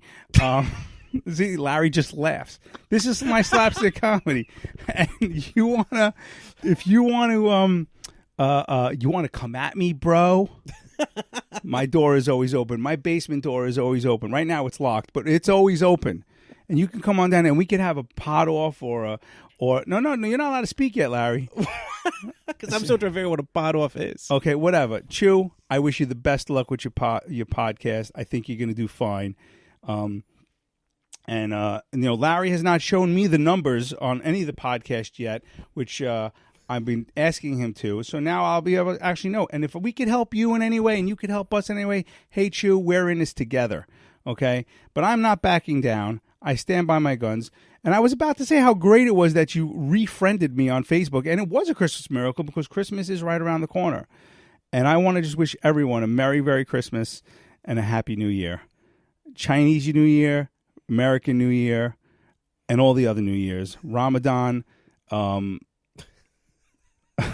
Hanukkah, Kwanzaa, can't forget Kwanzaa, It's only been around for 20 years. Wow. See, you know what, Chew? what I happened? think we know who the problem is, Chew. I say it again. Okay? I'm Chew, you come kidding. talk to me. We'll buy the equipment. All right? We'll even maybe, once we start making some money, I can Chew, lease it to you. we could, get a little studio, right? Oh my God, there it is. My name's F, you're Chew. F and Chew. F and Chew. F and Chew Productions. Done. Trademark it. We're on it. Me and you, Chew. Larry, you're out. Building a wall. You're going right over the wall. Okay? I love you, Chew. I'm not going to fight with you. It's not worth my time. Frankly, I'm too old and tired. Did you hear Did you hear that I moved furniture all weekend? Do you think I want to fight you? Do you think I want to pod off you? I don't want to do any of that stuff. I want to eat. I want to drink. I want to be merry. Okay? And you can come on this podcast anytime you want, and you could talk about your better half of being a single podcaster. Has he got a girlfriend? Is he married? I don't know. Because you know what? You shut me out of your life for 5 years, Chew, and it hurt. It hurt, and it hit me right here in my ticker. It hurt. It still hurts. No, I don't want to hug. Okay. I want you to stop stirring shit. I'm not. He's a troublemaker. You're a troublemaker. I am not at anything but. All I want to do. You're giving me false information. You know what you are? You're fake news. You're fake news. Okay. You're trying to play that's it. You're trying to play two innocent podcasts against each other so you can get ratings. You are a ratings whore. Oh, absolutely. Good job. I will admit that in a heartbeat. Good job. Keep it up. You're doing a fantastic job. All right, Ant. So there was Frank from The Better Half. What do you think about his response? Holy shit. You know, Larry, I'm a very simple human being, okay? I mean, you know, it's like you ask a practical question and you got a philosophical answer. And I mean, I got to say that that's a lot to absorb. You guys spent a huge portion of that show on me. Yeah, I think that's just Frank just rambling. But God yeah. Damn, that was a long freaking clip, man. It went longer than I expected. I'm sitting here, I'm listening to it, and you know, again, you know, for the second time, and you know, because it drops on Wednesday, and I'm listening to this, and I'm saying like, holy shit, dude. You know, Larry, I understand that this is, you know, we do this for fun, and sometimes it's wackadoo funny, or in that show, most of the time, it's wackadoo funny all the time. And, you know, look, man, I mean, one day, I really do want you to be able to do this to the point where you can make money off of this. And I'm sure you want to retire from your 9 to 5 and my 9 to 5, and you know, and Frank wants to retire from his 9 to 5. Look, man, and you know, we could, if we did this for a living, you know how awesome our jobs would be. You know, as long as we get medical, you know, that's true. It'll be awesome, you know. And I really think that the coexistence of each program is essential to your network, and I get that. But you know something, I'll be honest with you, you know. First of all, I don't even know where to start. First of all, Frank, let me clarify one thing that you said. Ellery. I know Ellery for a long time. Ellery's a good guy. He's mi gente, mi hermano, mi amigo, which if those of you who don't speak Spanish, basically means he's my people, my brother, my friend. He's a fine, upstanding gentleman. I never called him a drunk, dude. What I was saying, if you listen to it very carefully, was, Frank, that I said he should be drinking because you would have driven him, you know, with your crazy, personality, you would have drove him to drink. And after working with you for so many years, you know. But what I'm trying to say is I never called him a drunk. I love him. He's a good guy. He's a great guy. He's a family man, a good man, a kind man. And I give him a big shout out, man. So I think you need to I don't think you want to listen to episode 4 again, okay? And yes, I had no idea, speaking about this ranting thing, I had no idea that you were discussing ideas with Larry about, you know, some of these concepts. That never came to light. It was never explained to me, right, that you were doing that, okay? Now, as far as stealing is concerned, the greatest thing that one of my college professors ever taught me, Professor Trefus, God bless you, I hope you're in heaven, wherever you are, is he said, if you steal from one, it's plagiarism. But if you steal from many, it's research. So I'm stealing from many, you know? I mean, what can I say? I'm not rotund anymore. I'm a little rotund, but not as rotund as you thought I was. Well, it's been a while since he saw you. No, you definitely are in shape, my friend. You know, thank you. I appreciate that. You know, thank you for the ideas of the Chew Factor. God bless Chew. You know, that's really funny, right? I'm sure all my 34 generations of the Sung Dynasty ancestors are laughing with you, going all the way from General Yu Fei to the first emperor of China in the Southern Song Dynasty all the way till now. Oh. I'm sure they're fucking laughing, Frank. Dropping some knowledge. Okay. Holy Lord. Yeah, so Frank, like I said, I'm sure that all my ancestors are laughing. You said, you know what? You said my last name more so than any other time that I've ever heard it. You know what I'm going to do? I'm going to create a drinking game out of this. All right? And every time you say my last name, everybody should take a shot. All right? Because, I mean, it is funny. Look, just keep in mind, you fired the first shot, brother.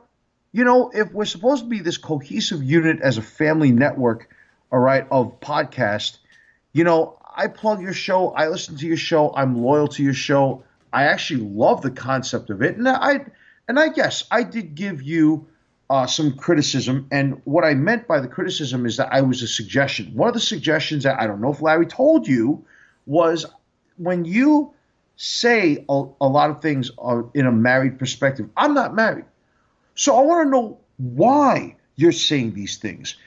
I wouldn't understand because, you know, the way I look at it is that you're speaking for all the married guys out there. Now, I can understand Larry's point of view because I'm single myself and, you know, and all that. So I'm trying to figure out why you feel the way that you do or why you're saying what you're saying. And that's all. I'm not saying that I hate the show. I'm never saying I don't like the show. And no, I don't want to argue with you either. And look, I know for a fact that for the longest time on Earth, there was a lot that was said. There was a lot that was going on. And, you know, 5 years ago, I was a very different person. And I'm sure you were a very different person. So was I. Right. And so were you. And 5 years ago, we were in different places in our lives. And 5 years later, you know, we're older, we're wiser. We're still fucking prank artists and we still joke around and we make this wackadoo funny. But at the same time, you know, man, look, I look at it this way. The only way I will ever come at you, quote unquote, is if I come to your house, which I don't even know where the hell you live at in Long Island, but I would come to your house with a bottle of red wine exclusively from Franklin Hill Vineyards in Bangor, PA, because goddamn, their red wine is awesome, called Sir Walter's Red. Maybe I'll have 2 bottles of red wine, okay? One for us and then one for so that you and the missus can enjoy. All right? And a bucket of, and I'm talking about a bucket of 50 to 100 wings, and we'll catch up like old times. That's the only way I'm going to come at you. All right? I'm not going to argue with you. I'm not going to fight you. It's, come on, please. It's like, we got a fucking 1,000 things to do. All right? And there's no reason why, you know, I just want to clear, you know, we clear the air. I think that we're all right, you know. And by the way, since you gave me a few ideas about, you know, using my name in segments, I have a few for you too. How about this one? You should do segments called like Being Frank with You. Let's be frank.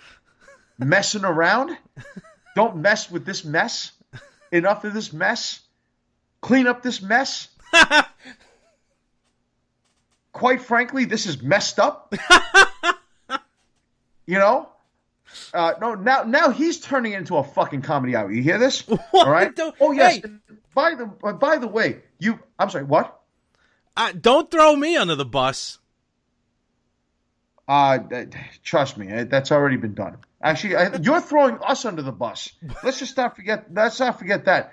Oh yes, and by the way, since you like using my name so much, you forgot about one more. It goes like this. It comes from an old song from the Divinals called "Every Time I Think About Chew, I Touch Myself." All right. I don't want anybody else. Every time I think about Chew, I touch myself. I'm sure you do. All right, Larry. What? So Here are my hands. My hands are right here. yeah, okay. Yeah. Look, kids. He has a trouser snake. Anyway, kids, you want to see an elephant? Hey, take out your two pockets. It'll look like ears. Anyway, so here's the deal. Ultimately, I want to love Frank Messina again. Frank, I got to be honest with you, and I've said this before we went on the air and we dropped this, is simply the fact that, yes, I really do believe that you are a better podcaster than me. I think you have a better voice. You have good charisma. You have very good charisma. And, man, I wish you the best success in your show, too. It's just that I look at the listeners and I want to catch up, and I want to be able to do the best I can, with my network. I'm sorry, with my show and on this network. I'm sorry, whose network? And, Whose network? the More of the Same Network in association with Anti-USW Productions. Fair enough. Right. And so the ultimate moral of this entire, back and forth that, that our co-host has sparked a podcasting war is, Frank, I completely agree with you 100%. The source of the problem is Larry. What? You are trying to promote your network. You have tried to destroy a friendship that has been long-lasting for a long time. Now, I know that Frank and I have never always seen eye to eye, but you are trying to destroy a friendship. Frank, I'm going to tell you what. I'm going to send you out a gesture, my friend, and I'm going to say to you that if you want to ditch the zero and get with the hero, or vice versa, why don't we form our own network? And yes, we will call Effin' Chew. No. Yes. Wait a minute, is this a mutiny? What's going on? Because if it wasn't for me, you would not have a show. If it wasn't for me, Frank would not have a show. And quite frankly, I am the Vince McMahon of podcasting. And I am the end all and be all. I am the alpha and the omega. But without your stars, such as Frank, myself, and Rippo, you would have no network right now. It's not the stars that make the galaxy. It's the planets that align themselves and the gravity that pulls them all together. Thank you very much, Ultimate Warrior. Are you going to kick my ass when the moon and the stars and the planets align too? Oh, Jesus Christ. I love you, brother warrior. If anything, I'm the glue that's holding everybody together. So. Yeah, okay. Listen, apparently the glue is dried up, all right, and we need new glue. We need new cohesiveness. So, Frank, I'll tell you what. You want to get together. You want to come over to this show. You want to basically come and do a podcast here at the Yin and the Yang. You are more than welcome. I would love to be on the better half. I don't know what the hell I'm going to be talking about. Maybe I'll be in the middle of something because I am talking to a few women right now. So, as soon as Chewzilla, the ultimate thriller, is off the market, I'll be in the middle. So you'll have a single guy, you'll have a guy who is married, and then in the middle, you'll have a guy who is in a relationship. So that would make a pretty good trio. All right, you're more than welcome to come on here, and we'll discuss whatever you want to discuss. And then sooner or later, you'll take over the network, and then I'll be working for you. Unbelievable. This is, folks, please email yin and yang podcast at gmail.com because I want to see the support that I have with the fans. Larry, I really feel that when you signed me to the ironclad contract, yes, there is a contract clause that states that I can say whatever I want about the boss. Listen, if Steve Austin can stone cold stun Vince McMahon, there's no reason why I can't rip you apart, because you are the source of the problems. Everything that Frank said on that clip is 100% true. You are trying to divide. You are trying to create organized chaos for the two greatest stars. I am a rising star, yes, but he is a star. You are trying to create organized chaos between two stars to promote your network. Are you not? I am doing this with the love and admiration for all my shows. You know, folks, I'll tell you what. Email us at yinandyangpodcast@gmail.com, and we will see whether or not, what do you think? Here's the poll question of the week, right? Is the yang of the show sincere? Email us. Let us know. All right. We'll see. This is what I get. This is what I get for bringing my friends into my dreams. Wait, what? What? I meant this is what I get for dreaming about my friend. This is what I get for living my dream with my friends. Oh boy. Okay. Well, we'll give you something to dream about for the next week until we catch up with you then. I think I've depleted all the resources. Last thing just to say before we part is that in 2 weeks we will start the I Should Have Quit While My Monkey Was Still Funky tour, where we will be at Chiller Theater, right, my friend? Yeah, we'll be there Sunday. Sunday, October 29th, is it? Yes. Yeah, we will be there. You will see, just look for an Asian guy and a Caucasian guy walking around trying to get, autographs. Yin and Yang podcast. If you recognize us, you notice us, just come up, say what's up. We'll talk. We'll hang out. We'll give you a shout out, and we will be recording live, and we will be streaming on that day, I believe, right? Well, I mean, we'll be together. Maybe we'll try and get live. We'll see what we like live. We'll see what we can do on Facebook. If kind we're of gonna like be, what you did.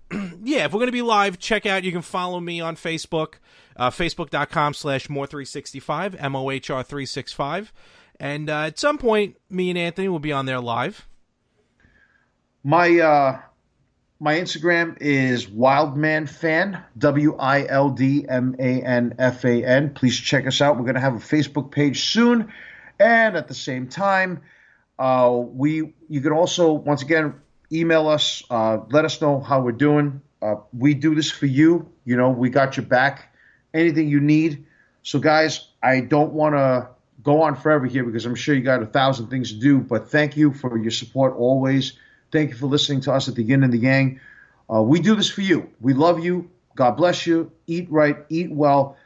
Take care of yourselves. And I do apologize for not doing a particular segment about a typical eating day, a typical day of food intake. But we will do that next week. We'll make that a priority. First thing in the podcast. So be well, guys. Until next time, for my co-host here, the Yang, I am the Yin. And we are the Yin and the Yang. Peace. Nothing's going